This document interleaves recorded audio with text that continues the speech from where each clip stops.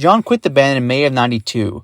One of the big reasons he quit was because he was troubled with fame. He was struggling with depression and developed a serious drug addiction problem, which he struggled with for many years. In January of 1998, John Frusciante entered rehab, which lasted until April of that year. That month, Flea visited John Frusciante and invited him to rejoin the band. Upon reuniting, the band quickly began jamming together and eventually writing new music. In John's words, "We started in June 1998, but we took some time off for one reason or another. We probably spent a total of 4 months rehearsing and writing, and then we went into the studio and recorded everything in 3 weeks." Regarding the band's first reunited rehearsal together, Anthony Kiedis once recalled the following to Rolling Stone. "When John gets excited, he's like 8 billion volts of electricity. He was knocking things over. It was absolutely chaotic, like a little kid trying to set up a Christmas tree. And when he hit that first chord, it was so perfect. This blend of sounds from these people who I hadn't heard play together in so long." Californication marked an evolution in the band's sound. While it still maintains that signature funk element of the band,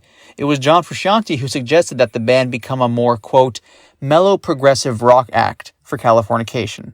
The sound of that record had a lot to do with John. John Frusciante first joined the band in 1988 following the death of the Peppers' original guitarist, Hillel Slovik. Another guitarist, Dwayne McKnight, best known for his work with Parliament Funkadelic, briefly joined the band on guitar following Hillel's death. But later that same year, John Frusciante was officially named the band's new guitarist. Interestingly, John Frusciante and Hillel Slovik knew each other.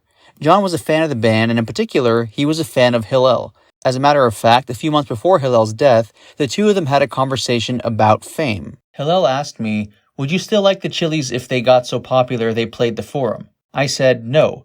It would ruin the whole thing." That's great about the band. The audience feels no different from the band at all. There was this real kind of historical vibe at their shows, none of the frustration that runs through the audience when they jump around and can't get out of their seat. I didn't even watch the shows. I get so excited that I flip around the slam pit the whole time. I really felt like a part of the band, and all the sensitive people in the audience did too. Interestingly, and somewhat ironically, it was with John Frusciante in the band, and largely because of what John did songwriting-wise, that the Chili Peppers ended up becoming extremely famous.